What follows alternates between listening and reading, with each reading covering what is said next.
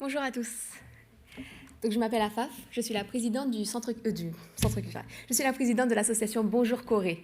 Donc, c'est une association à but non lucratif qui a été créée en 2012 par des adeptes en fait, de la culture coréenne et qui a pour vocation à faire promouvoir la culture coréenne en France.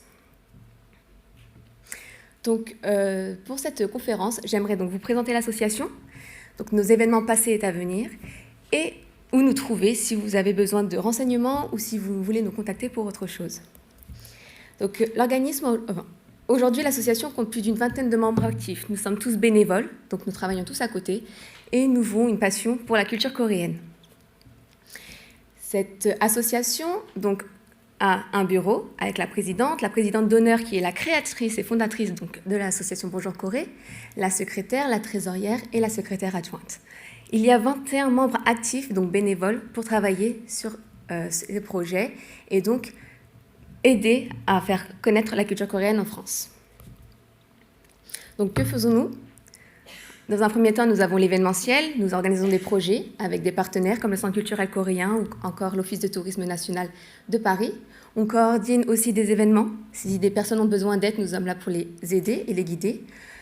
Nous occupons aussi de la communication. Nous avons des réseaux sociaux avec des milliers de membres qui nous suivent. Nous avons un site internet où nous pouvons partager les articles et les reports, par exemple, de concerts, K-pop notamment. Nous faisons des interviews d'artistes coréens qui viennent à Paris et nous écrivons des articles à leur sujet. Et aussi, nous avons des soutiens de support. C'est-à-dire qu'en fait, au début, quand la K-pop est arrivée à Paris, avec les concerts, énormément de fanbase, donc des groupes de fans, se rassemblaient pour aider les artistes et à faire connaître la Corée. Nous étions là, en fait, pour leur donner un soutien, une visibilité. Nous gérons aussi des stands lors de festivals pour présenter ce que nous faisons et la culture coréenne, avec par exemple des ateliers manuels pour faire du made-up, donc des nœuds coréens, ou sinon nous faisons aussi des paravents, des éventails, pas mal de choses. Nous sommes staff bénévoles. Quand des personnes ont besoin de nous, nous nous présentons et nous aidons, en fait, par exemple, le Centre culturel coréen ou autre, et nous faisons des collaborations ponctuelles. J'aimerais vous parler, en fait, des événements que nous faisons.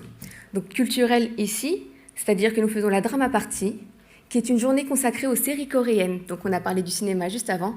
Nous, on essaye de faire connaître un peu les dramas à la population française, notamment aux Parisiens, puisque nous sommes basés à Paris. Donc, comme vous pouvez le voir sur la petite vidéo, on a un petit succès quand même pour cette drama party et de plus en plus avec Netflix notamment. Nous sommes contactés en fait par de nombreux Français qui ont découvert les dramas coréens via Netflix, surtout pendant le confinement, et donc nous demandent des renseignements et sont intéressés par cette drama party. Donc la drama party, c'est une journée dédiée au drama. Et pendant cette journée, on essaye de trouver des conférenciers. Nous essayons aussi de faire des jeux, essayer de renseigner un peu notre public sur la culture coréenne.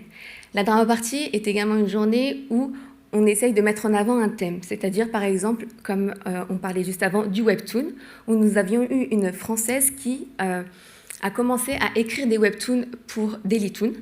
Et donc, elle a pu venir et expliquer un peu ce que c'était, comment elle a découvert elle-même les webtoons.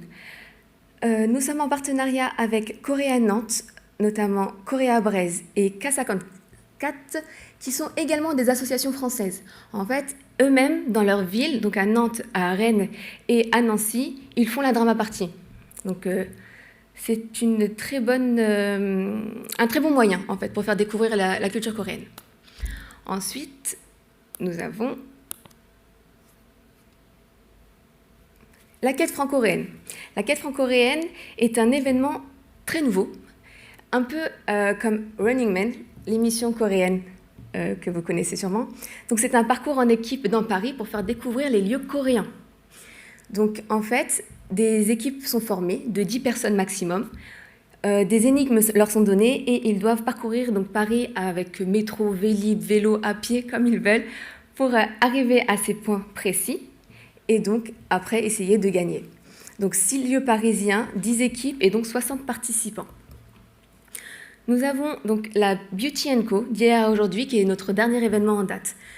Elle a eu lieu le 5 septembre dernier, donc 2020, juste avant le confinement. C'était une journée consacrée aux cosmétiques et aux soins coréens, donc 100% K-Beauty. Nous avions eu 6 stands, 3 conférences avec Laura Zhang, qui est une adepte et spécialiste de la K-Beauty. Nous avions 2 démonstrations de maquillage sur scène avec une make-up artiste professionnelle, 3 ateliers maquillage également avec une artiste make-up, une exposition de produits coréens vintage, empruntés par le Centre culturel coréen, merci à nouveau, et des jeux et tombola pour faire gagner encore le public, notre public. On adore ce genre de choses, des jeux, des tombola. C'est toujours des événements gratuits que nous proposons. Donc voilà. Donc plus de 300 visiteurs cette fois-ci et nous espérons recommencer encore ce Beauty & Co prochainement.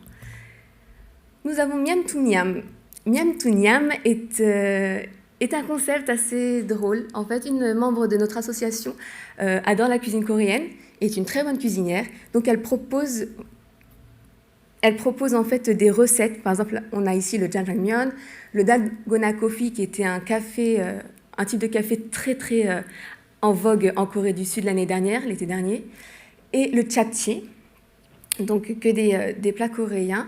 Elle propose donc ces recettes que nous partageons sur nos réseaux sociaux et sur notre site internet. C'est toujours des recettes assez faciles, donc pour aider les Français à cuisiner, et nous sommes toujours là pour répondre à leurs questions s'ils ont besoin d'aide. Maintenant, j'aimerais vous parler de nos événements linguistiques. Donc, nous avons les cours d'été de coréen. Les cours d'été de coréen sont des cours qui ont lieu, comme je vous l'ai dit, qu'en été, le mois de juillet et août. C'est pour pallier aux fermetures des écoles et des centres de langue. Donc, nous avons énormément de demandes aussi pour ces cours-là. Ce sont des cours du soir. Donc, ils ont droit de faire, si je ne me trompe pas, 2 cours par semaine de 1h30. Donc les mois de juillet et août uniquement, 5 niveaux de débutants à Topic 2. Donc c'est pour préparer leur examen de Topic qui a lieu en octobre d'habituellement. Nous avons 2 à 3 professeurs de coréen certifiés et nous avons plus ou moins 135 élèves. Cette année, nous en avons plus de 450 parce que cette année, ce sera des cours en ligne à cause de la crise sanitaire. Mais grâce à ça, nous avons pu toucher énormément d'élèves, même des non-parisiens. Et voilà. Donc nous sommes en partenariat avec le Centre culturel coréen et l'école ISMAC. Nous avons les échanges franco-coréens. Ce sont des échanges pour permettre aux Français et aux Coréens de se rencontrer. Celle-ci, c'était la dernière en date avant la crise où il y avait une centaine de personnes qui se sont rencontrées. Ils ont joué à des jeux coréens, à des jeux français, ils ont goûté à des snacks coréens, des snacks français. Ils ont pu partager et ils ont pu discuter en coréen et en français.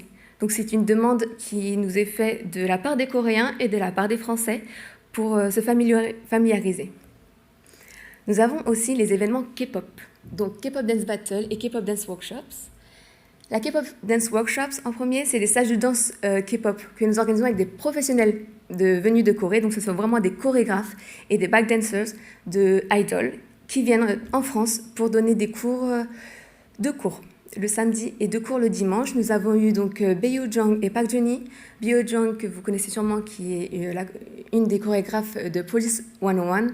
Park Juni, qui est aujourd'hui dans l'agence des BTS. Oh, Cheoji chez la SM Entertainment et les Kwon Twins chez YG Entertainment. Nous avons aussi la K-pop Dance Battle, qui est un concours de danse. Groupe solo et freestyle. C'est un événement assez unique parce que nous avons repris le concept des battles hip-hop, donc où vous avez les danseurs qui s'affrontent face à face. C'est assez bien demandé et assez bien reçu. Je vais vous montrer un petit extrait. DJ Wars, let's go. Donc avec des MC, avec un DJ et une centaine de participants. Donc en solo, en freestyle et en groupe. Donc depuis 2010, nous avons une grande demande en fait auprès de nous pour tout ce qui touche à la Hollywood, tout ce qui touche à la K-pop. Comme on a dit juste avant, l'association Bonjour Corée en fait a été créée par cette jeune génération qui téléchargeait illégalement des dramas et qui a appris le coréen pour traduire ces dramas. Donc on a aussi incité la Corée à venir faire leur premier concert en 2010, la SM Town, en faisant un flash mob sur Paris, une très grande flash mob avec plus énormément de monde. Et voilà, donc la K-Pop Dance Battle, nous la recommençons là cet été et nous avons déjà beaucoup de monde qui veulent participer. Donc j'aimerais aussi donc, vous montrer un peu nos réseaux sociaux, où on a quand même beaucoup d'abonnés, plus de 10 000 pour Bonjour Corée le groupe, et plus de 5 000 pour Bonjour Corée. Nous avons un site internet également, et je pense qu'à venir, nous allons encore organiser de nombreux événements, parce que nous recevons des mails tous les jours dans ce but-là, et donc j'espère aussi que la crise sanitaire va s'arrêter pour qu'on puisse reprendre tout ça comme il faut.